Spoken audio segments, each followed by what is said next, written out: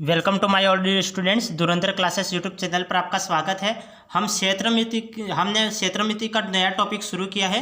क्षेत्रमिति का हमने 2 क्लासें दे दिए, तो आज हमारी ये तीसरी क्लास है समतल आकृतियों के बारे में। इसमें हम क्षेत्रफल और परिमाप के बारे में सवाल को सॉल्व कर रहे हैं। तो मैंने आगे 13 सवाल करवा दिए थे, आज हम नेक्स्ट सवाल से शुरू करते हैं। मैंने क्या है कि जो नेक्स्ट क्लास थी, जो पहली क्लास हो गई, उसमें मैंने कुछ सवाल अधूरे छोड़ दिए थे, तो उसको मैं एक बार करवा लेता हूँ और फिर आगे बढ़ते हैं। जैसे हम वर्ग के विकर्ण के बारे में पढ़ रहे थे, तो इसके बारे में कुछ एग्जाम्पल बता लेता हूँ और फिर इसको कंटिन्यू करते हैं। जैसे वर्ग के विकर्ण, जैसे विकर्ण 2 तरीके से क्षेत्रफल ज्ञात करना है। क्षेत्रफल 2 तरीके से ज्ञात किया जाता है। जैसे वर्ग का क्षेत्रफल, वर्ग का क्षेत्रफल मैंने आयत के क्षेत्रफल के सूत्र लिखवा लिए थे और वर्ग के भी लिखवा लिए थे, और वर्ग के बारे में थोड़ा कुछ और बता लेते हैं और फिर हम नेक्स्ट सवाल को शुरू करेंगे। वर्ग का क्षेत्रफल कैसे ज्ञात करते हैं? भुजा स्क्वायर, जिसे हम ए स्क्वायर से दर्शाते हैं। भुजा को ए से दर्शाते, भुजा स्क्वायर होता है। और यदि विकर्ण दे रखा हो तब क्या होगा? विकर्ण स्क्वायर बाय 2। ये विकर्ण दे रखा हो तब वर्ग का क्षेत्रफल ज्ञात करने का सूत्र हो जाएगा विकर्ण स्क्वायर बाय 2। अब क्या है कि उस दिन मैंने जो सवाल बीच में छोड़ दिए थे, शायद मैंने पूरा करवा लिया था, लेकिन एक बार समझा लेता हूँ। जैसे यदि आपको विकर्ण की लंबाई दे रखी है, विकर्ण की लंबाई, फॉर एग्जाम्पल के लिए समझो, आपको विकर्ण की लंबाई दे रखी है 8 मीटर। ये 8 मीटर दे रखी है विकर्ण की लंबाई। 8 मीटर आपको विकर्ण की लंबाई दे रखी है, और आपको क्या भुजा की लंबाई ज्ञात करनी है। भुजा की लंबाई ज्ञात करनी है। तो भुजा की लंबाई क्या होगी? यदि हमें वर्ग के विकर्ण की लंबाई दे रखी है 8 मीटर, वर्ग के विकर्ण की लंबाई दे रखी है 8 मीटर, और हमें भुजा की लंबाई ज्ञात करनी है, तो ये कैसे ज्ञात करेंगे? ये क्वेश्चन है, यही समझ लो। हमें वर्ग के विकर्ण की लंबाई दे रखी है 8 मीटर दे रखी है, और इसके वर्ग की भुजा की लंबाई हमें ज्ञात करनी है। तो इसको कैसे ज्ञात करेंगे? जैसे ये वर्ग है एक, ये एक वर्ग है, और इसके विकर्ण की लंबाई, ये विकर्ण है, इस विकर्ण की लंबाई दे रखी है 8 मीटर, इसकी लंबाई दे रखी है 8 मीटर दे रखी है, और हमें ये भुजा की लंबाई क्या है, ये हमें ज्ञात करना है। तो इसके लिए देखिए, इसके लिए मैंने क्या बताया था आपको, जैसे एक यहाँ पे एग्जाम्पल समझ लो, ये एक विकर्ण है और ये एक वर्ग है, और वर्ग के बीच में ये विकर्ण है। तो विकर्ण का अनुपात क्या होता है? विकर्ण का अनुपात होता है 1:2। ये विकर्ण का अनुपात होता है, 1:2 का ये अनुपात होता है। हमें विकर्ण की लंबाई दे रखी है 8 मीटर दे रखी है, √2 की वैल्यू दे रखी है 8 मीटर, इसकी वैल्यू दे रखी है 8 मीटर, और हमें किसकी वैल्यू निकालनी है? 1 की। ये भुजा की वैल्यू निकालनी है, ये भुजा की लंबाई ज्ञात करनी है, तो 1 की वैल्यू हमें ज्ञात करनी है। तो हम कैसे लिखेंगे इसको इस तरह से कैसे लिखो, √2 की वैल्यू दे रखी है 8 मीटर दे रखी है, 8 मीटर दे रखी है, और हमें 1 की लंबाई ज्ञात करनी है, इसकी वैल्यू हमें ज्ञात करनी है। तो हम क्या करेंगे? 8/√2, और इंटू में 1 आएगा, वैसे 1 लिखने से मतलब है नहीं, इसलिए मैं नहीं लिख रहा हूँ। अब अपॉन में क्या है? √2 है, नीचे क्या है? √2 है। तो हम क्या करेंगे? हर परिमेयीकरण करेंगे। हर परिमेयीकरण में √2 का गुणा ऊपर करेंगे और √2 का गुणा नीचे करेंगे। ये गुणा किया तो अब क्या आएगा? ये 8√2, ये क्या हो जाएगा? 8√2 हो जाएगा, और √2 में √2 का गुणा करेंगे तो कितना आएगा? √2 में √2 का गुणा करेंगे तो कितना आएगा? ये √2 में √2 का गुणा करोगे तो 2 आ जाएगा। 2 से ये काटो, कितने बार कटेगा? 4 बार कटेगा। तो इसका आंसर क्या आ जाएगा? 4√2 इसका आंसर आ जाएगा। 4√2 इसका आंसर आ जाएगा। तो भुजा की लंबाई कितनी आ गई? 4√2। ये भुजा की लंबाई 4√2 आ गई। यदि हमें क्षेत्रफल ज्ञात करना, तब कैसे ज्ञात करेंगे? यदि हमें इसका क्षेत्रफल भी ज्ञात करना है, क्षेत्रफल इक्वल टू विकर्ण का स्क्वायर बाय 2। विकर्ण का स्क्वायर, 8 का स्क्वायर कितना होता है? 8 का स्क्वायर 64 होता है, 64/2। तो इससे ये कैंसिल करो, 2 तिया 6 और 2 2 की 4, तो ये 32 वर्ग मीटर इसका आंसर आ जाएगा। क्षेत्रफल क्या आ जाएगा? 32 वर्ग मीटर। ये इसका क्षेत्रफल आ गया, और ये भुजा की लंबाई आ गई। एक सवाल मैं आपको देता हूँ तो आप कर लोगे? एक सवाल मैं आपको देता हूँ तो आप करना। अब जैसे मैं यहाँ पे लिख लेता हूँ, ये क्वेश्चन लिख लेता है। जैसे विकर्ण की लंबाई दे रखी है आपको विकर्ण की लंबाई ये आपको दे रखी है 6 मीटर।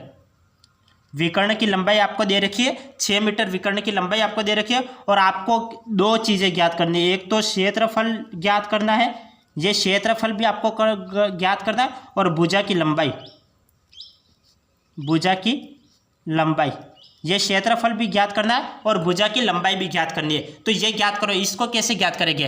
विकर्ण की लंबाई दे रखी है 6 मीटर और क्षेत्रफल हमें ज्ञात करना है, भुजा की लंबाई भी हमें ज्ञात करनी है। तो इसको कैसे करेंगे?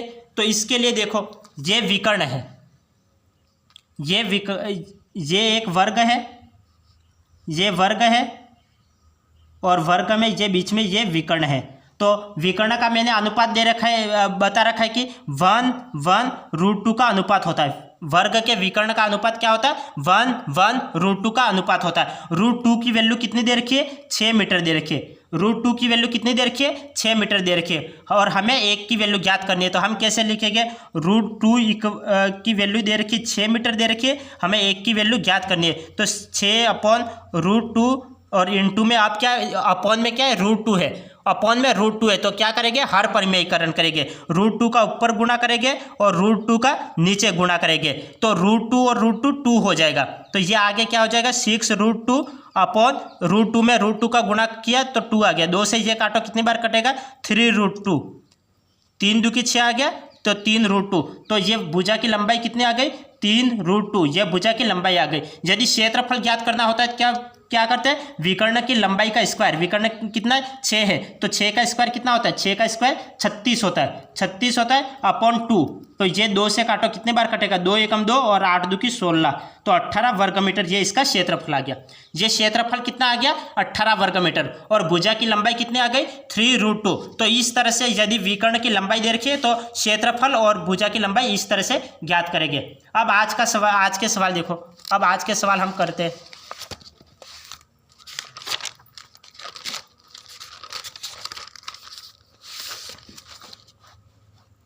ये देखिए, ये दे रखा है कि एक आयत की लंबाई उसकी चौड़ाई के 3 गुने से 1 अधिक है। ये इस टाइप से सवाल आप 2 से 3 प्रकार से कर सकते हो। आप इसको क्या है कि जैसे एक्स मानकर भी इस सवाल को कर सकते हो, और दूसरा क्या, डायरेक्ट मेथड ऑप्शन से भी इस सवाल को कर सकते हो। तो मैं आपको दोनों तरीके बताऊंगा, और आपको ऑप्शन से करना ज़्यादा इजी लगेगा। एक्स से करने से ज़्यादा ऑप्शन से आप करना, ताकि आपको ज़्यादा इजी लगे इस सवाल को करने में। क्योंकि आप एक्स से करोगे तो आपको समय ज़्यादा देना पड़ेगा उसमें, और आप ऑप्शन से करोगे तो कुछ ही समय में आपका ये सवाल हो जाएगा। ये देखिए, एक आयत की, इसको ध्यानपूर्वक समझना, क्योंकि ये सवाल भी ठीक इसी तरह से है, इसलिए ये सवाल आपको खुद को करना है, तो आप इसको ध्यानपूर्वक समझना। ये सवाल क्या है? ये एक आयत की लंबाई उसकी चौड़ाई के 3 गुने से 1 अधिक है। यदि इसकी लंबाई में 5 सेमी की कमी कर दी जाए तथा चौड़ाई में 2 सेमी की वृद्धि कर दी जाए तो इसका क्षेत्रफल अपरिवर्तित रहता है, तो आयत की मूल लंबाई होगी। यह हमें आयत की लंबाई हमें ज्ञात करनी है, हमें आयत की लंबाई ज्ञात करनी है। तो आयत की लंबाई क्या होगी? 8 सेमी होगी, 28 सेमी होगी, इसमें से आयत की लंबाई कौन सी होगी? तो हम सीधा ऑप्शन से देखते हैं, अब ये क्या बोल रहे हैं? जैसे सवाल बोल रहा है वैसे करते जाओ। एक आयत की लंबाई, ध्यानपूर्वक समझना, अगर ये सवाल नहीं समझा तो आपको आगे के सवाल आपको समझ में नहीं आएंगे, इसलिए इस सवाल को ध्यानपूर्वक समझना। एक आयत की लंबाई उसकी चौड़ाई के 3 गुने से 1 अधिक है। जो लंबाई है वो चौड़ाई के 3 गुने से 1 अधिक है, तो ये लंबाई दे रखी है, ये हमें लंबाई दे रखी है 8 सेमी, ये हमें लंबाई दे रखी है, हमें लंबाई ज्ञात करनी है। तो ये तो लंबाई है, हमें चौड़ाई ज्ञात करनी है। तो 3 गुने से 1 अधिक है, तो मतलब लंबाई में 1 कम करना पड़ेगा। हमें क्या है कि ये चौड़ाई के 3 गुने से 1 अधिक है, तो 7 में 1 कम करो, कितना होता है? नहीं, 8 में 1 कम करो, कितना होता है? 7 होता है। 8 में 1 कम करो, कितना होता है? 7 होता है। 28 में 1 कम करो, 28 में 1 कम करो, कितना होता है? 27 होता है। 25 में 1 कम करो, कितना होता है? 24 होता है। 19 में 1 कम करो, कितना होता है? 18 होता है। 18 होता है। अब 7 किसका 3 गुना है? ये बोल रहा है कि 3 गुने से 1 अधिक है, मतलब 1 अधिक है, तो ये लंबाई के उसकी चौड़ाई के 3 गुने से 1 अधिक है, तो लंबाई क्या होगी?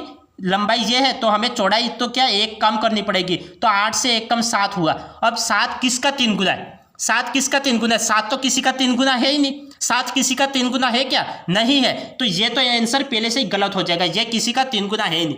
27 किसका 3 गुना है? 27 किसका 3 गुना है? 27 9 का 3 गुना है। 27 किसका 3 गुना? 9, क्योंकि 9 या 27 होता है, तो 9 का 3 गुना 27 होता है। 24 किसका 3 गुना है? 24 किसका 3 गुना है? 24 किसका 3 गुना? 8 का 3 गुना है, क्योंकि 8 या 24 होता है, तो ये 8 का 3 गुना है 24। 18 किसका 3 गुना है? 6 का 3 गुना। 6 तेरह 18 होता है, तो 6 का 3 गुना। तो इन तीनों में से कोई एक आंसर होगा। अब इसको तो आप कैंसिल करो, अब इसका कोई काम नहीं। आगे क्या बोल रहा है? यदि इसकी लंबाई तथा चौड़ाई में 5 सेमी की कमी कर दी जाए और चौड़ाई में 2 सेमी की वृद्धि कर दी जाए तो इसका क्षेत्रफल अपरिवर्तित रहता है। अब अभी कितना क्षेत्रफल है वो देखो, अभी कितना क्षेत्रफल है? ये तो क्या है, ये लंबाई है, और ये क्या है, ये चौड़ाई है। ये लंबाई है और ये चौड़ाई है। तो इसका क्षेत्रफल कैसे ज्ञात करते हैं? लंबाई इंटू चौड़ाई। आयत का क्षेत्रफल कैसे ज्ञात करते हैं? लंबाई इंटू चौड़ाई। तो 28 में 9 का गुणा करो, 28 में 9 का गुणा करोगे तो कितना आ जाएगा? 28 में 9 का गुणा कर, 28 9 252, तो ये कितना आ जाएगा? 252 आ जाएगा। 28 9 252 आ जाएगा। और 25 अटे 200 होता है, तो ये 200 आ जाएगा। और ये कितना हो रहा है? 19 6, क्योंकि इसमें ही आंसर आ जाएगा, क्योंकि ये देखो ये 28 9 252 आ रहा है और 252। अब आगे क्या बोल रहा है? आगे सवाल बोल रहा है लंबाई में 5 सेमी की कमी कर दिए जाए। अब यहाँ पे देखो ये लंबाई है 28 में 5 की कमी करो, 28 में 5 माइनस करो, कितना होता है? 28 में 5 माइनस करो 23 होता है। ये 23 इंटू चौड़ाई ये 9 है। 9 में कितनी 2 की वृद्धि करनी है? 9 में 2 की वृद्धि, 9 में 2 जोड़ो, कितना होता है? 11। तो 11 इंटू 23 कितना होता है? ये क्षेत्रफल निकालो। ये लंबाई है, ये चौड़ाई। ये पुरानी लंबाई और चौड़ाई थी, अब ये नई लंबाई और चौड़ाई आ गई, क्योंकि ये 5 सेमी की कमी करनी थी, यहाँ पे 2 की वृद्धि करनी थी। यहाँ पे 5 की 28 में 5 माइनस किया 23 आ गए, और 9 में 2 जोड़े तो 11 आ गए। अब 23 इंटू 11 करो, कितना होता है? 11 3 33, 11 3 33 का 3 हासिल है 3, 11 2 की 22 और 3 25, ये 25। तो 200, यहाँ पे 252 है और यहाँ पे 253 है। तो यहाँ पे क्या है? यहाँ पे तो परिवर्तन हो गया। यहाँ पे क्या पूछा है? अपरिवर्तित रहता है। यहाँ पे अपरिवर्तित रहता है मतलब सेम रहता है, और यहाँ पे क्या हो गया? अपरिवर्तित हो गया। ये 252 आ गया और ये 253, तो ये भी आंसर नहीं होगा, ये भी आंसर नहीं होगा। क्या ये आंसर हो गया क्या? ये देखो ये क्षेत्रफल आ रहा है 25 अटे 200, यहाँ पे क्षेत्रफल 200 आ रहा है। अब इसमें 5 की कमी करो, 25 में 5 माइनस करो तो 20 आ गया, इंटू अब 8 में 2 जोड़ो, 2 की वृद्धि करनी है। 8 में 2 जोड़ोगे तो कितना हो जाएगा? 8 में 2 जोड़ोगे तो 10 हो जाएगा, और 20 में 10 का गुणा किया तो कितना हो गया? 200 आ गया, 200 आ गया। तो ये 200 क्षेत्रफल आ गया और ये भी 200 क्षेत्रफल आ गया, तो ये इसका आंसर आ गया, ये इसका आंसर आ गया। तो इस तरीके से आप ऑप्शन से करोगे तो ज़्यादा इजी रहेगा। यदि ऑप्शन से करोगे तो ज़्यादा इजी रहेगा। यदि आप ये 1 से मान के करते हो, यदि इस सवाल को 1 से मान के करोगे तो आपको काफ़ी हार्ड हो जाएगा, काफ़ी हार्ड हो जाएगा।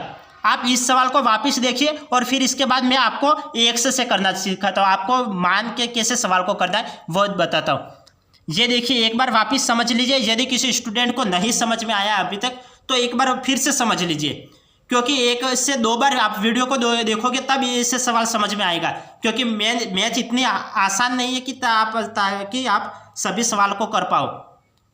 तो एक बार वापस देखना इन सवालों को। एक आयत की लंबाई और चौड़ाई के 3 गुने से एक अधिक है, ये चौड़ाई दे रखी है, तो ये लंबाई दे रखी है, लंबाई है वो चौड़ाई के 3 गुने से एक अधिक है, तो मतलब चौड़ाई एक कम है, लंबाई एक अधिक है, ये लंबाई है वो एक अधिक है, जो लंबाई है वो एक अधिक है। सवाल को ध्यानपूर्वक समझना, सवाल क्या बोल रहा है? लंबाई एक अधिक है, ये सभी क्या, ये लंबाई ये दे रखी है, ये लंबाई होगी तो ये सभी लंबाई ये दे रखी है, तो लंबाई एक अधिक है तो चौड़ाई एक कम होगी, लंबाई एक अधिक है तो चौड़ाई एक कम होगी। तो 8 में से 1 माइनस करो तो कितना बचा? 7 बचा।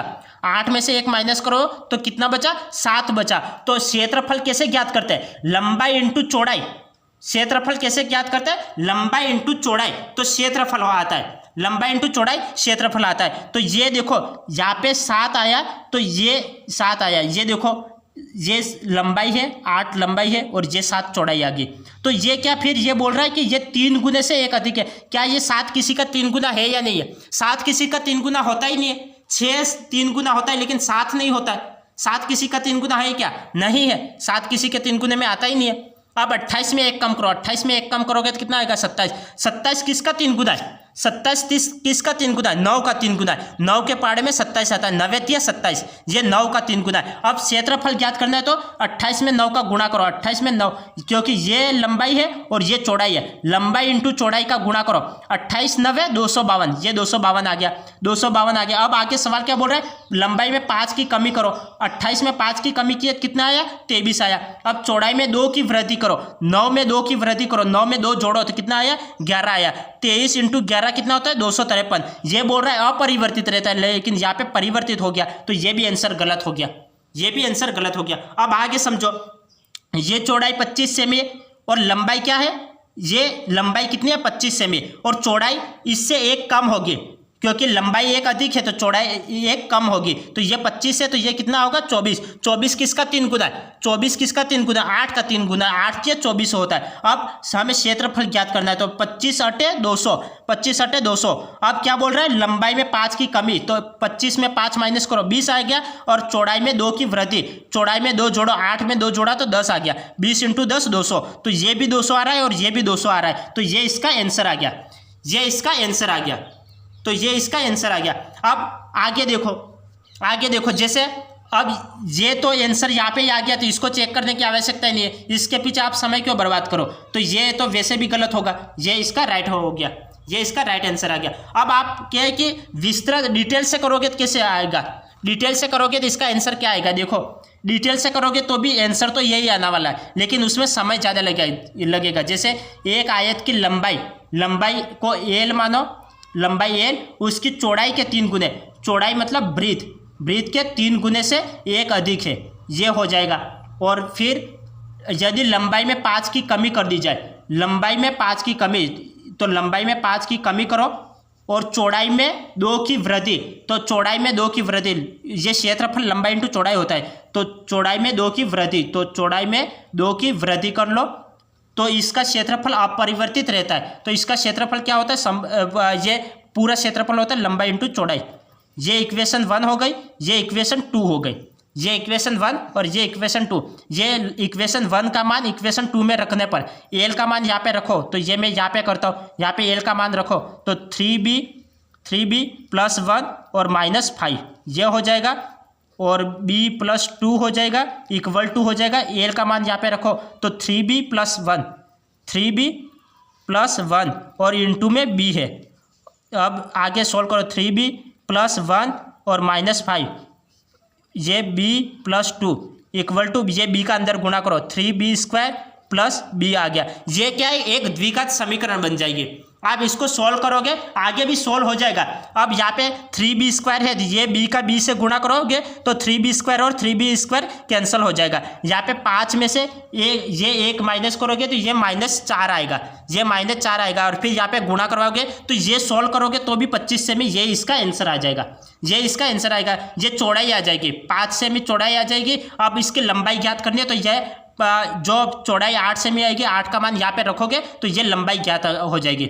यहाँ पे 8 रखोगे तो 8 या 24 और 24 और 1 25, तो एल का मान 25 आ गया। इस तरह से आएगा, क्योंकि आप इसको आगे पूरा सोल्व करोगे। यदि आप सोल्व करना चाहते हो तो आगे सोल्व कर सकते हो। ये बी का यहाँ पे गुणा करवाया, 3b² से 3b² कैंसिल हो जाएगा, ये -4 आ जाएगा, और -4 ये -4 आ जाएगा, और -4, और ये b और b 2, ये b और ये b और ये b, ये यहाँ पे गुणा करवाओगे तो वैसे इसका आंसर आ जाएगा। टोटल इसका b का आंसर आएगा, वो b = आ जाएगा 8 आ जाएगा। तो 8 यहाँ पे रखोगे तो 8 या 24, 24 और 1 25, तो एल का मान कितना आ गया? 25 सेमी, ये इसका आंसर आ गया। तो ये डिटेल से आप इस तरह से करोगे, और डायरेक्ट करना है तो इस तरह से करोगे।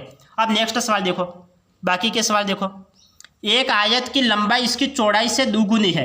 एक आयत की लंबाई उसकी चौड़ाई से 2 गुनी, चौड़ाई से 2 गुनी है, लंबाई में 4 सेमी की कमी करने तथा चौड़ाई में 4 सेमी की वृद्धि करने पर इसके क्षेत्रफल में 36 वर्ग सेमी की वृद्धि हो जाती है, तो आयत की चौड़ाई होगी। आयत की चौड़ाई हमें ज्ञात करनी है, तो आयत की चौड़ाई कैसे ज्ञात करेंगे? यहाँ पे चौड़ाई से 2 गुनी हो जाती है, तो ये चौड़ाई होगी, तो ये चौड़ाई है तो लंबाई दुगुनी हो जाती है, तो लंबाई क्या है इसकी दुगुनी हो जाएगी। 12 का 2 गुना कितना होता है, 12 का 2 गुना कितना होता है 24 होता है। अब ये लंबाई और ये चौड़ाई, तो क्षेत्रफल क्या हो जाएगा 12 का 24 में गुणा करो तो इसका क्षेत्रफल कितना आ जाएगा, 12 में ये 12 और 24 का गुणा करो तो इसका क्षेत्रफल आ जाएगा, ये 12 और ये 24 में गुणा करो, 12 12 12 12 24 12 36 12 चौक 48, तो ये 8 आ जाएगा, हासिलाई 4 24 और 4 28, ये 28, तो क्षेत्रफल आ गया 288 आ गया। अब आगे क्या बोल रहा है, यदि लंबाई में 4 की कमी, तो अब लंबाई में क्या, ये लंबाई है, लंबाई में 4 की कमी करो, 24 में 4 माइनस करोगे तो 20 आ जाएगा, और इंटू अब चौड़ाई में 4 की वृद्धि करो, 12 में 4 जोड़ो, 12 में 4 जोड़ोगे तो 16 आ जाएगा, 16 आ जाएगा। अब 16 दू की 32, तो ये 320 आ गया। अब ये क्षेत्रफल वर्ग सेमी में वृद्धि हो जाती है, तो यहाँ पे कितने की वृद्धि हो रही है, ये 320 में से 288 माइनस करो, 320 में से 288 माइनस करो तो कितने की वृद्धि हो जाती है, 320 में से 288 का माइनस करो तो ये हो जाएगा 32 हो जाएगा। तो 32 की वृद्धि, यहाँ पे तो 36 की बोल रहा है, जबकि यहाँ पे 32 आंसर आ रहा है, तो ये तो गलत आ गया, ये तो गलत हो गया। अब आगे चेक करो, ये पॉइंट वाला तो वैसे बाद में करो, पॉइंट वाला तो वैसे नहीं आएगा आंसर। अब ये देखो 13 से में देखो, 13 का 2 गुना कितना होता है, 13 का 2 गुना, क्योंकि चौड़ाई लंबाई है वो 2 गुनी है, तो ये तो चौड़ाई दे रखी है, ये चौड़ाई, क्योंकि हमें चौड़ाई ज्ञात करनी है तो ये तो चौड़ाई दे रखी है, हमें लंबाई ज्ञात करनी है, लंबाई चौड़ाई की 2 गुनी है, तो 13 का 2 गुना कितना होता है, 13 का 2 गुना 26 होता है, तो 13 का 2 गुना 26, तो अब इसका क्षेत्रफल क्या हो जाएगा, लंबाई इंटू चौड़ाई, 13 में 26 का गुणा करो, 13 में 26 का गुणा करो तो 13 छंग 98, 13 छंग 98 8 और हासिलाई 9, 13 कम 13 13 दो 26, 26 और 9, 26 और 9 कितना हो जाएगा, 26 और 9 हो जाएगा 33 हो जाएगा, तो ये कितना हो जाएगा 338 हो गया क्षेत्रफल। अब आगे क्या बोल रहा है, लंबाई में 4 की कमी, तो लंबाई में 26 में 4 की कमी करो तो कितना आ जाएगा, 26 में 4 माइनस करोगे तो कितना आ जाएगा 22 आ जाएगा, 22 इंटू अब चौड़ाई में 4 की वृद्धि, चौड़ाई 13 में 4 की वृद्धि करो, 13 में 4 जोड़ो, 13 में जो 4 जोड़ोगे तो कितना आ जाएगा 17 आ जाएगा। अब 17 का इसमें गुणा करो, 70 दू की 34, 4 हासिलाई 3, 34 और 3 34 और 3 37, तो ये 37 आ गया। अब क्या इसमें 36 वर्ग सेमी की वृद्धि हो जाती है, तो ये 374 आ रहा है, ये 338 हो रहा है, कितने की वृद्धि हो रही है, 374 में से 338 माइनस करो तो कितने की वृद्धि हो रही है, 374 में से 338 माइनस करो तो कितने की वृद्धि हो जाएगी, ये तो 74 में से 38 माइनस करो तो ये 36 की वृद्धि हो जाएगी, तो 36 की वृद्धि हो जाएगी, ये इसका आंसर आ जाएगा, ये इसका आंसर आ जाएगा, ये इसका आंसर आ जाएगा। अब मैं इसको डिटेल में नहीं करवा रहा हूँ, क्योंकि डिटेल में तो आप क्या है कि डिटेल में करोगे तो ज़्यादा आपके लिए डिफ़िकल्ट हो जाएगा, मतलब हार्ड हो जाएगा, आपके लिए ये वो पॉसिबल नहीं है, क्योंकि कंपटीशन एग्जाम में आपको शॉर्ट विधि ज़्यादा अपनानी पड़ती है, क्योंकि कम से कम पेन का यूज़ करना पड़ता है और ज़्यादा से ज़्यादा दिमाग का यूज़ करना पड़ता है, तभी समय पे सवाल हो पाते हैं। तो आप इस विधि से करिए, क्योंकि आप इस विधि से करोगे तो 2 से 3 तो इक्वेशन बनेगी, फिर इक्वेशन से जो मान निकालोगे वो यहाँ पे पुट करना पड़ेगा, फिर आंसर आएगा, फिर इसका आंसर आएगा, तो 2-3 इक्वेशन हम क्यों बनाए, तो और इतनी पूरी माथाफोड़ी क्यों करें, हम डायरेक्ट करें, इसलिए पहले इस तरीके से मैंने डायरेक्ट आपको बताया, तो आप डायरेक्ट इस तरीके से कर सकते हो और डिटेल से इस तरीके से इक्वेशन बना के फिर मान रखो। यदि द्विघात समीकरण बन गई तो आधे बच्चे तो उसमें उलझ जाते हैं, द्विघात समीकरण को सॉल्व करने में आधे बच्चे उलझ जाते हैं, तो इससे अच्छा है कि आप इस मेथड से करो डायरेक्ट, तो डायरेक्ट इसका आंसर निकल जाएगा। अब इस सवाल को एक बार वापिस समझिए, यह सवाल क्या बोल रहा है, एक आयत की लंबाई तथा चौड़ाई, एक आयत की जो लंबाई है वो उसकी चौड़ाई से 2 गुनी है, तो ये तो हमें चौड़ाई दे रखी है, चौड़ाई होगी तो ये तो हमें चौड़ाई दे रखी है, लंबाई हो वो इसकी 2 गुनी है, तो 12 का 2 गुना 24, 13 का 2 गुना 26, तो इसका 2 गुना 24 आ गया। तो क्षेत्रफल कैसे निकालते हैं, लंबाई इंटू चौड़ाई, लंबाई ये रही और ये चौड़ाई हो गई, लंबाई इंटू चौड़ाई, 24 में 12 का गुणा करोगे तो कितना आ जाएगा 288 आएगा, 288 आ जाएगा। अब आगे क्या बोल रहा है, लंबाई में 4 की कमी, तो लंबाई में 4 की कमी 24 में 4 माइनस करो तो 20 आ जाएगा, ये लंबाई आ गई। अब चौड़ाई में 4 की वृद्धि, 12 में 4 जोड़ो तो कितना आ गया 16। अब इसका क्षेत्रफल निकालो, 20 और 16 कितना होता है, 20 और 16 का गुणा करवाओगे तो कितना आएगा 320 आएगा। अब कितनी वृद्धि हुई है, अब यहाँ पे बोल रहा है 36 वर्ग सेमी की वृद्धि हो रही है, तो क्या यहाँ पे कितनी वृद्धि हो रही है, 320 में से 288 माइनस करो, 320 में से 288 माइनस करोगे तो कितना आएगा 32 आएगा। तो ये यहाँ पे 32 की वृद्धि हो रही है और यहाँ पे बोल रहा था 36 की वृद्धि हो रही है, तो ये तो गलत हो गया, ये तो गलत हो गया। और पॉइंट वाले तो पैसे वाले इसमें ये यहाँ पे आंसर नहीं आए तब आपको पॉइंट वाले करने हैं, ज़्यादातर पॉइंट वाले आंसर नहीं होते, इसलिए पॉइंट वाला एक बार छोड़ लो, एक बार इसको करो। अब 13 का 2 गुना करो, ये लंबाई 2 गुनी होगी ये बोल रहा है, तो लंबाई 13 का 2 गुना 26 होता है, 13 दूनी 26, ये 26 होता है। तो ये लंबाई और ये चौड़ाई, लंबाई इंटू चौड़ाई तो क्षेत्रफल आता है। 26 में 13 का गुणा करोगे तो 338 आएगा, कितना आएगा 338 आएगा। अब आगे क्या बोल रहे हैं, लंबाई में 4 की कमी, तो 26 में 4 की कमी करो तो कितना आएगा, 26 में 4 माइनस करोगे तो 22 आएगा। अब चौड़ाई में 4 की वृद्धि, 13 में 4 जोड़ोगे तो कितना आएगा 17 आएगा। अब लंबाई इंटू चौड़ाई का गुणा करो, 22 में 17 का गुणा करोगे तो कितना आएगा 374 आएगा, 374 आएगा। अब 374 में से अब यहाँ पे अंतर निकालो, क्योंकि यहाँ पे वृद्धि हो रही है, तो वृद्धि तो अंतर निकालेंगे तो ही पता चलेगा ना कितनी वृद्धि हो रही है। तो 374 में से 338 माइनस करो, ये माइनस किया तो 36 आ गया, तो 36 सेमी की वृद्धि हो रही है। तो ये 36 सेमी की वृद्धि हो रही है, तो ये इसका आंसर तो यही होगा, ये चौड़ाई 13 सेमी, ये इसका आंसर आएगा, ये इसका आंसर आएगा 13 सेमी।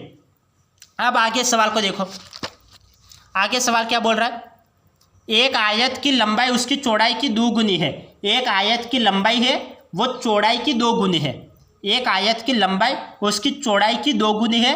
यदि आयत की विकर्ण की लंबाई 8√5 सेमी है तो आयत का परिमाप ज्ञात करो। अब हमें क्या ज्ञात करना है, आयत का परिमाप ज्ञात करना है, आयत का परिमाप ज्ञात करना है।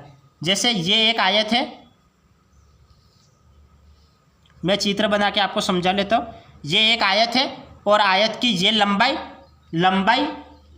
चौड़ाई की 2 गुनी है, लंबाई चौड़ाई की 2 गुनी है। यदि लंबाई चौड़ाई की 2 गुनी है, यदि चौड़ाई 1 होगी तो लंबाई 2 होगी।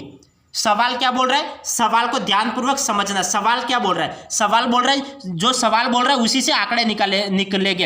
एक आयत की लंबाई, जो लंबाई है वो चौड़ाई की 2 गुनी है, तो चौड़ाई 1 होगी तब ये 2 गुनी होगी ना, चौड़ाई 1 होगी तब ये 2 गुनी होगी। एक आयत की लंबाई, ये लंबाई है वो चौड़ाई की 2 गुनी है, तो चौड़ाई 1 होगी तब लंबाई 2 होगी। यदि आयत के विकर्ण की लंबाई, ये विकर्ण की लंबाई 8√5 है, ये विकर्ण की लंबाई 8√5 है, 5 सेमी है, तो आयत का परिमाप ज्ञात करो, आयत का परिमाप ज्ञात करो। हमें आयत का परिमाप ज्ञात करना है। तो ये तो 8√5 तो हमें दे रखा है, ये हमें दे रखा है, तो इसको बाद में लिखते हो। अब जैसे विकर्ण ज्ञात करते हैं, विकर्ण आयत में विकर्ण ज्ञात करते हैं, तो विकर्ण ज्ञात करने का फार्मूला क्या होता है, मैंने आपको पहले यदि किसी स्टूडेंट्स ने जो पहले 2 क्लासें हो चुकी है उन क्लासों को नहीं देखा है तो वो पहले वो क्लासें देख ले, फिर इस क्लास को देखे, क्योंकि आप पहले वाली क्लासों को नहीं देखोगे और डायरेक्ट इस क्लास पे आ जाओगे तो आपको समझ में नहीं आएगा। क्योंकि इसीलिए मैंने पहले आपको फर्स्ट क्लास में आपको सारा कुछ बेसिक मैंने बताया, विकर्ण कैसे निकालते हैं, आयत का परिमाप कैसे निकालते हैं, आयत का क्षेत्रफल कैसे निकालते हैं, वो सब कुछ मैं पहले पढ़ा चुका हूँ। तो आप पहले वो क्लास देख ले और फिर इस क्लास को देखें, क्योंकि आप डायरेक्ट इस क्लास में आ जाओगे तो आपको समझ में नहीं आएगा, तो क्या मतलब रहा, सब ऊपर जाएगा। तो ये देखो विकर्ण निकालने के लिए क्या, ये एक समकोण त्रिभुज बन रहा है, समकोण त्रिभुज, तो कर्ण स्क्वायर निकालने के लिए क्या करते हैं, लंब स्क्वायर प्लस आधार स्क्वायर। लंब कितना है 1 का स्क्वायर और 2 का स्क्वायर, 1 का स्क्वायर तो 1 आ जाएगा और 2 का स्क्वायर 4 आ जाएगा, 2 का स्क्वायर 4 हो जाएगा, 4 और 1 5, तो यहाँ पे क्या आ जाएगा विकर्ण √5 आ जाएगा। और √5 की वैल्यू कितनी दे रखी है, 8√5, 8√5 दे रखी है। √5 की वैल्यू कितनी दे रखी है, 8√5 दे रखी है। तो √5 से √5 के आंसर, तो ये कितना है, ये 8 गुना है, ये 8 गुना है। ये √5 से √5 कैंसल, तो 1 की वैल्यू कितनी 8 आ गई, तो ये 1 की वैल्यू 8 आ गई, तो इसका भी 8 गुना कर लो, ये 8 गुना करोगे तो कितना आ जाएगा, 8 दूनी 16, 8 दूनी 16। तो ये कितने आ गई, ये लंबाई तो 16 सेमी आ गई, लंबाई कितनी आ गई 16 सेमी आ गई और चौड़ाई कितनी आ गई 8 सेमी आ गई। अब हमें क्या इसका परिमाप ज्ञात करना है। तो परिमाप कैसे ज्ञात करेंगे, ये 16 है तो ये भी 16 हो जाएगी, ये 8 है तो ये भी 8 हो जाएगी। तो कितना हो जाएगा 16 और 16 32, 32 और 16 कितना आ जाएगा 32 और 16 48। तो 48 सेमी इसका आंसर आ गया, 48 सेमी इसका आंसर आ गया। तो इस तरीके से ये सवाल को करेंगे, इस तरीके से इस सवाल को करेंगे। यदि किसी स्टूडेंट को नहीं समझ में आ रहा है तो एक बार वापस इस सवाल को देख ले, और यदि फिर भी नहीं समझ में आता है तो वीडियो को वापस रिपीट करके देख ले। और यदि डायरेक्ट आप इस क्लास पे आ गए हो तो आप पहले जो क्लासें हो चुकी है वो क्लास से देखें और फिर इस क्लास पे आए, क्योंकि 2 क्लासें मैंने इसके बारे में क्षेत्रफल के बारे में दे दी है। ये देखो, एक आयत की लंबाई चौड़ाई की 2 गुने, ये लंबाई है वो चौड़ाई की 2 गुने, चौड़ाई 1 होगी तब लंबाई 2 होगी। और विकर्ण निकालना है तो 1 का स्क्वायर 1 हो जाएगा। विकर्ण कैसे निकालते हैं, विकर्ण को डी से प्रदर्शित करते हैं। विकर्ण इक्वल टू आयत का विकर्ण इक्वल टू लंब स्क्वायर प्लस आधार square, L square plus B square, root L square plus B square, ये विकर्ण निकालने का सूत्र होता है। अब रूट एल स्क्वायर, लंबाई कितनी है, लंबाई 2 है तो 2 का स्क्वायर कितना होता है 4, प्लस चौड़ाई कितनी है, चौड़ाई 1 है, 1 का स्क्वायर 1, तो ये कितना आ जाएगा रूट 5 आ जाएगा। ये रूट 5 और रूट 5 की वैल्यू कितनी दे रखी है, विकर्ण 8 रूट 5, ये 8 रूट 5 दे रखा है। ये इसका कितना गुना है 8 गुना, 8 में ये रूट 5 में 8 का गुणा करोगे तब 8 रूट 5 आया ना। ये रूट 5 में 8 का गुणा करोगे, रूट 5 में 8 का गुणा करोगे तब 8 रूट 5 आएगा। तब इसमें भी 8 का गुणा करना है, एक में 8 का गुणा करोगे तो 8 आएगा, इसमें भी 8 का गुणा करना है, 8 में 2 का गुणा करोगे तो 16 इसका आंसर आ जाएगा। तो ये 16 इसका आंसर आ जाएगा। तो ये क्या है, चौड़ाई कितनी आ गई, चौड़ाई कितनी आ गई, ये नहीं, ये लंबाई कितनी आ गई, लंबाई 16 आ गई और चौड़ाई कितनी आ गई, चौड़ाई 8 आ गई। तो हमें क्या निकालना है, परिमाप निकालना है। तो परिमाप क्या है, तो परिमाप क्या होता है, ये चारों भुजाएं होती है, ये परिमाप है। ये क्या है, ये पूरा परिमाप है, ये चारों भुजाएं ये पूरा परिमाप है।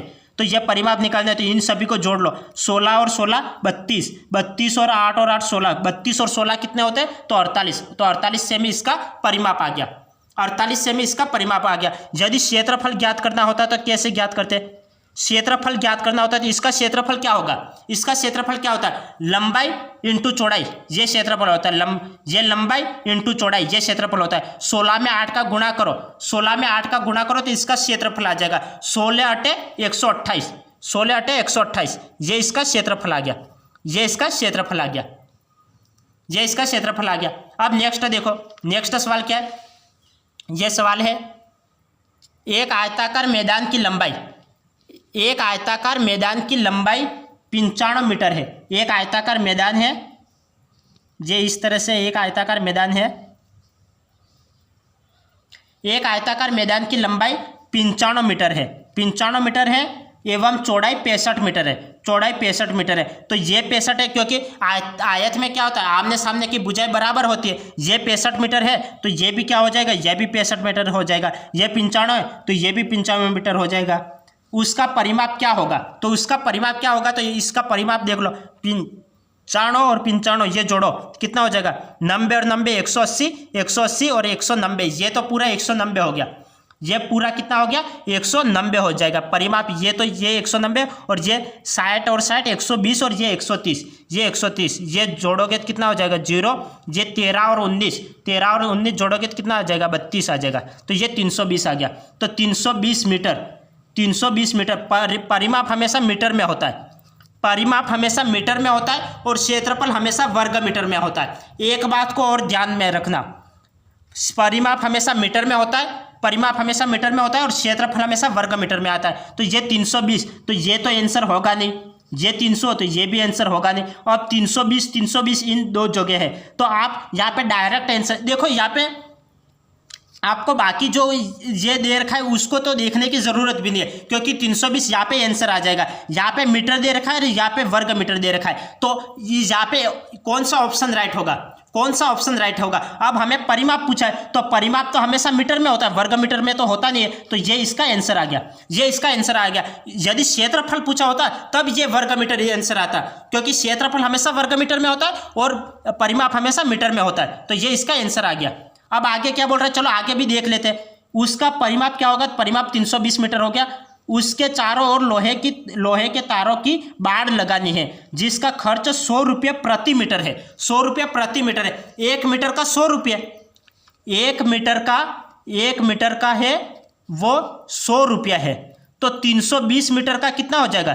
320 मीटर का कितना हो जाएगा? 320 इंटू 100 कर लो, तो ये कितना हो जाएगा? 32 और 3 0, तो ये 32,000। तो 32,000 यही रहा, ये रहा 32,000, तो ये इसका आंसर आ जाएगा। तो बाढ़ का कुल खर्चा कितना आ जाएगा? तो 32,000 रुपया इसका खर्चा आ जाएगा। 32,000 रुपया इसका खर्चा आ जाएगा। तो इस तरह से कैसे इसको ज्ञात करेंगे, इस तरीके से इसको ज्ञात करेंगे। अब आगे देखो, आगे मैं और समझा लूँ, एक बार और समझा लेता हूँ और फिर आगे बढ़ता हूँ। एक बार और समझ लो। एक आयताकार मैदान की लंबाई 95 मीटर, ये 95 मीटर, ये भी 95 मीटर, चौड़ाई 65 मीटर, ये 65 मीटर, तो ये भी 65 मीटर। परिमाप ज्ञात करना है, तो 95 और 95 जोड़ो 190, 65 और 65 130, 190 और 130 जोड़े 320, तो 320 मीटर। परिमाप हमेशा मीटर में आता है। डायरेक्ट आंसर निकल गया ये ऑप्शन। थोड़ा बहुत आपको दिमाग लगाना है। तो 320 ये डायरेक्ट आंसर। ये नहीं निकालो तो भी चलेगा, यही आंसर आ जाएगा। जब निकाल लो तो अच्छी बात है, और नहीं निकालो तो और भी अच्छी बात है। ये बोल रहा है कि चारों ओर लोहे के तारों की बाड़ लगानी है, उसका खर्च 100 रुपये प्रति मीटर है। प्रति मीटर 100 रुपया है, तो 1 मीटर का 100 रुपया है। 1 मीटर का 100 रुपये, तो 320 मीटर का कितना होगा? 320 मीटर का तो 100 का गुणा कर लो, तो 320 इंटू 100, तो 32,000 रुपया इसका आंसर आ जाएगा। 32,000 रुपया इसका आंसर आ जाएगा। यदि यहाँ पे दिया होता प्रति मीटर की जगह दिया होता, यह प्रति मीटर की जगह प्रति वर्ग मीटर, ये ऊपर वर्ग मीटर ये होता, प्रति वर्ग मीटर होता, तो इसका आंसर क्या आ जाता? ये यदि थोड़ा बहुत भी चेंजेस कर लिया जाए तो आंसर परिवर्तित हो जाएगा। थोड़ा बहुत भी चेंजेस कर लिया जाए तो ये आंसर परिवर्तित हो जाएगा। ये 100 वर्ग मीटर आ गया, तो तब क्या करेंगे? वर्ग मीटर मतलब क्षेत्रफल, वर्ग मीटर मतलब क्षेत्रफल, और मीटर का मतलब परिमाप। तो परिमाप में 100 का गुणा करेंगे। वर्ग मीटर मतलब क्षेत्रफल। अब क्षेत्रफल ज्ञात करो। आयत का क्षेत्रफल 65 में 95 का गुणा करो, कितना आ जाएगा? 65 में 95 का गुणा करो, 65 में 95 का गुणा करो, यह कितना आ जाएगा? 5 5 25, 5 2 हासिल 30 और 2 हाँ 30 और 2 35, 30 5 5 25 का 5 हासिल है 2, 6 5 30, 30 32, ये 45 का 5 हासिल है 4, 9 चौक 36, 36 और 4 40, ये 5 7, ये 3, ये 4, ये आ जाएगा। गुणा गलत तो नहीं किया? 65 और 95 का ये गुणा करना है, ये गलत तो नहीं किया? यह हो जाएगा 2 मिनट गुणा एक बार यहाँ पे कर लो, स्पेस भी नहीं बचा। जैसे यहाँ पे कर लेते हैं, यहाँ पे कर लेते हैं। 95 में 65 का गुणा करना है, 95 में 65 का गुणा करना है, तो ये कितना आ जाएगा? 25 का 5 2 45 और 47, ये हो जाएगा। और 30 का 0 3 हासिल, और 9 ये 54 55 55 56 57, ये 57 आ जाएगा। 5 7, ये 7 11 के 1 6, तो 61 75 आ जाएगा। 61 75 आ गया, या ये क्षेत्रफल आ गया। अब वर्ग मीटर दे रखा है, तब ये प्रति वर्ग मीटर। अब क्या क्षेत्रफल के अनुसार पैसा लगेगा। तो क्षेत्रफल कितना होता है? तो लंबाई इंटू चौड़ाई। तो 65 में 95 का गुणा करोगे तो कितना आ जाएगा? 61 75, ये आ जाएगा 61 75 आ जाएगा। अब कितना? प्रति वर्ग मीटर का 100 रुपया लग रहा है, प्रति वर्ग मीटर का 100 रुपया लग रहा है। तो यहाँ पे इसका कितना लगेगा? तो पीछे 2 जीरो लग जाएंगे, पीछे 2 जीरो लग जाएगा, तो 61 75 100, ये इसका आंसर आ जाएगा। प्रति वर्ग मीटर पूछा होता तो क्षेत्रफल निकाल के फिर 100 का गुणा करते हैं। तो यहाँ पे 61 75 इंटू 100 किया, तो फिर क्या हो जाएगा? 61 75 और पीछे 2 0 लग जाएंगे। ये प्रति वर्ग मीटर में आंसर पूछा होता तो 65 में 95 का गुणा करते और फिर 100 का गुणा करते, तो ये इसका आंसर आ जाता। अब आगे देखो, एक वर्गाकार मैदान पर टाइल्स लगानी है। एक वर्गाकार मैदान पर टाइल्स लगानी है। यदि मैदान की एक भुजा का माप 120 है, ये वर्गाकार मैदान है, ये वर्गाकार मैदान है, इसकी एक भुजा की लंबाई 120 मीटर, ये 120, तो ये भी 120, ये भी 120 और ये भी 120 है, तथा टाइल्स लगाने का कुल व्यय 300 प्रति वर्ग मीटर है। प्रति वर्ग मीटर। अब प्रति वर्ग मीटर पूछा है, प्रति वर्ग मीटर में क्या करते हैं? क्षेत्रफल निकालते हैं। तो क्षेत्रफल कितना होता है? भुजा स्क्वायर होता है। क्षेत्रफल कितना होता है? भुजा स्क्वायर। वर्ग का क्षेत्रफल भुजा स्क्वायर, तो इसका स्क्वायर करो। 120 का स्क्वायर करोगे तो कितना आ जाएगा? 120 का स्क्वायर करोगे तो कितना आ जाएगा? 12 का स्क्वायर 144 और ये 0 तो डबल 0 आ जाएगा, ये प्रति वर्ग मीटर, ये हो जाएगा, ये उसका क्षेत्रफल आ गया। क्षेत्रफल कितना आ गया? 14,400 आ गया। अब कुल व्यय 300, कुल व्यय कितना है? 300 रुपये प्रति वर्ग मीटर है। तो संपूर्ण मैदान में टाइल्स लगाने का खर्चा कितना होगा? तो 300 प्रति वर्ग मीटर है, तो हमने क्षेत्रफल पहले निकाल लिया। अब 300 का गुणा कर लो, इसमें 300 का गुणा करोगे तो कितना आ जाएगा? ये 300 का गुणा करोगे 4 तिया 12 का 2 हासिला 1, 12 और 1 4 तिया 12, 12 का 2 हासिला 1, 4 तिया 12 और 1 13 का 3 हासिला 1, 3 एकम 3, 3 और 1 4, और पीछे कितना? 4 जीरो आ जाएगा, 1 2 3 4, 4 जीरो, पीछे 4 जीरो किस में है? यहाँ पे 3 जीरो, ये गलत, 1 2 3 4, और यहाँ पे 4 3 2, तो ये इसका राइट आंसर आ गया, ये इसका राइट आंसर आ गया, ये इसका राइट आंसर आ गया। अब इस तरह से क्षेत्रफल ज्ञात करना है। क्षेत्रफल क्या है? अब प्रति वर्ग मीटर दे रखा था, यहाँ पे देखो प्रति वर्ग मीटर, प्रति वर्ग मीटर में क्षेत्रफल ज्ञात करते हैं। वर्ग का क्षेत्रफल भुजा स्क्वायर है, इसका स्क्वायर किया तो ये आ गया। अब प्रति वर्ग मीटर का कितना है? एक प्रति वर्ग मीटर का 300 है, तो इतने वर्ग मीटर का कितना होगा? 300 का गुणा कर लो, तो ये इसका आंसर आ जाएगा। अब आगे देखो, आगे देखो, अनीता के पास एक वर्गाकार टेबल क्लॉथ है। अनीता के पास एक वर्गाकार टेबल क्लॉथ है, एक वर्गाकार, ये वर्ग के आकार की टेबल क्लॉथ है जिसकी भुजा 95 सेमी है, जिसकी भुजा क्या है? 95 सेमी। वर्ग है तो ये भुजा भी 95 होगी, ये भुजा भी 95 होगी, और ये भुजा भी 95 होगी। वह इसकी चारों भुजाओं के किनारे पर गोठ लगाना चाहती है। उसका व्यय 12 रुपये प्रति मीटर है। प्रति मीटर आया, प्रति मीटर आया तो क्या?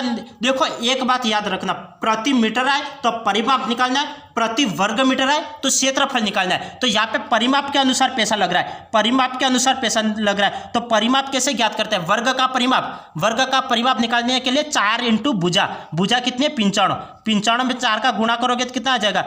95 का में 4 का गुणा करो तो 4 5 20, 0 हासिल 2, 9 चौक, ये 9 1 9 9 2 18 3 4 9 36, 36 37 38, ये 380 आ जाएगा, ये 380 आ जाएगा, 380।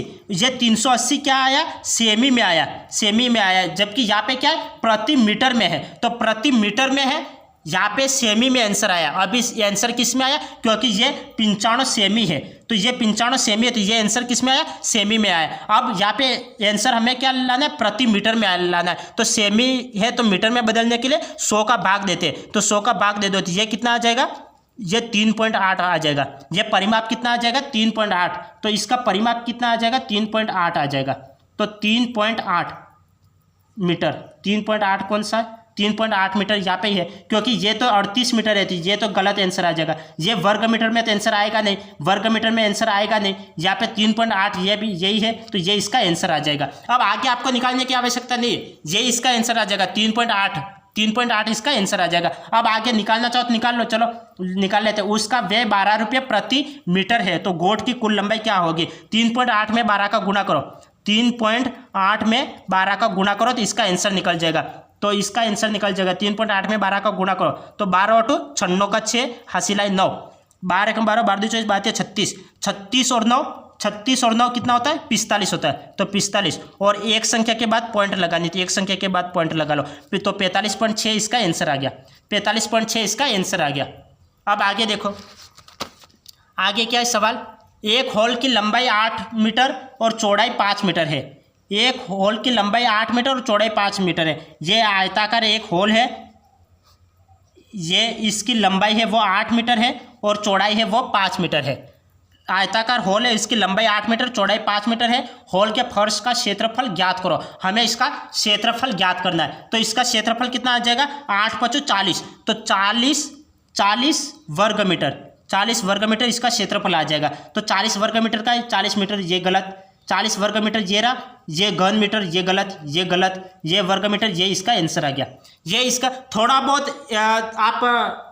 बहुत आंसर निकाल के भी आप यदि कॉमन सेंस लगा लो तो डायरेक्ट आंसर निकल जाएगा। पूरा निकालने की आपको आवश्यकता नहीं है, पूरा निकालने समय बचा तो निकाल लो, वरना नहीं निकालो तो भी चलेगा। अब यदि पूरे हॉल में कालीन बिछाना हो जिसका व्यय 500 रुपये प्रति वर्ग मीटर है, 500 रुपये प्रति वर्ग मीटर, 1 मीटर का कितना है? 500 है, तो 40 का कितना होगा? तो 40 × 500 का गुणा कर लो, तो ये कितना हो जाएगा?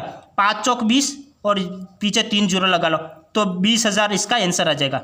20,000 इसका आंसर आ जाएगा। ये 40 में 500 का गुणा कर लिया, 40 × 500 वर्ग मीटर, तो 40 में 500 का गुणा कर लिया, 20,000 इसका आंसर आ गया। अब आगे देखो, आगे क्या है, एक आयताकार चौक की लंबाई 12.5 है। एक आयताकार चौक है, ये इस तरह से एक आयताकार चौक है, इसकी लंबाई है वो 12.5 है, 12.5 मीटर है और चौड़ाई है 8.5, चौड़ाई कितनी 8.5 मीटर है। चौक का क्षेत्रफल ज्ञात कीजिए। चौक का क्षेत्रफल ज्ञात करो और चौक में 50 रुपये प्रति वर्ग मीटर की दर से टाइल्स बिछाने का खर्चा क्या होगा। तो हमें क्या क्षेत्रफल ज्ञात करना है, तो क्षेत्रफल ज्ञात करने के लिए कितना हो जाएगा, 12.5 और 8.5 का गुणा करो, पॉइंट वाली संख्या का बाद में गुणा करो, पहले वाली संख्या का गुणा कर लो। 12 अटे 96, तो 96 के करीब करीब आंसर आएगा, मतलब 96 से थोड़ा बहुत ज़्यादा आंसर आएगा। 12 × 96, थोड़ा बहुत हम कॉमन सेंस लगाते हैं। देखो 12 × 96 क्षेत्रफल ज्ञात करना है, तो क्या करेंगे 12.5 में 8.5 का गुणा करेंगे, तो ये आगे जो संख्या है उसका पहले गुणा कर लो। 12 × 96, तो 96 से थोड़ा ज़्यादा आंसर आएगा। 96 से जो थोड़ा ज़्यादा आंसर कौन सा है, 96 से ज़्यादा। देखो ये क्षेत्रफल है, तो क्षेत्रफल हमेशा वर्ग मीटर में आएगा, तो 106.25, तो ये वर्ग मीटर में है, तो ये इसका आंसर आ जाएगा। मीटर में तो आंसर आएगा नहीं, क्योंकि परिमाप होता तब मीटर में आंसर आया था। 1062 तो आंसर कभी नहीं आएगा, ये गलत। ये 10,000 आ गया, ये भी गलत आ गया, क्योंकि 96 से थोड़ा बहुत ज़्यादा आएगा।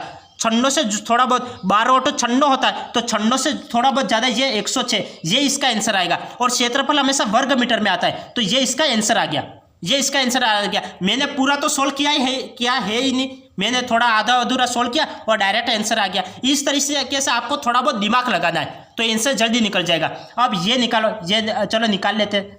50 रुपये प्रति वर्ग मीटर की दर से टाइल्स बिछाने हैं, तो खर्चा क्या आएगा। तो अब हमें पता चल गया कि ये दोनों के गुणा करवाओगे, इन दोनों का गुणा करवाओगे तो क्या आ जाएगा, 106.25 आ जाएगा, 106.25 आ जाएगा। इन दोनों का गुणा करवाओगे तो 106.25 आएगा। अब हमें 50 रुपये प्रति वर्ग मीटर के हिसाब से हमें देने हैं, तो 50 का गुणा कर लो इसमें, ये 50 का गुणा कर लो, क्योंकि 50 रुपये प्रति वर्ग मीटर, तो एक वर्ग मीटर का 50, तो इतने वर्ग मीटर का कितना होगा, तो 50 का गुणा कर लो। यहाँ पे पॉइंट है, पॉइंट हटाओ, यहाँ पे 100 लगा लो। 50 से ये कितने बार कटेगा, 2 बार कटेगा, 2 बार कटेगा।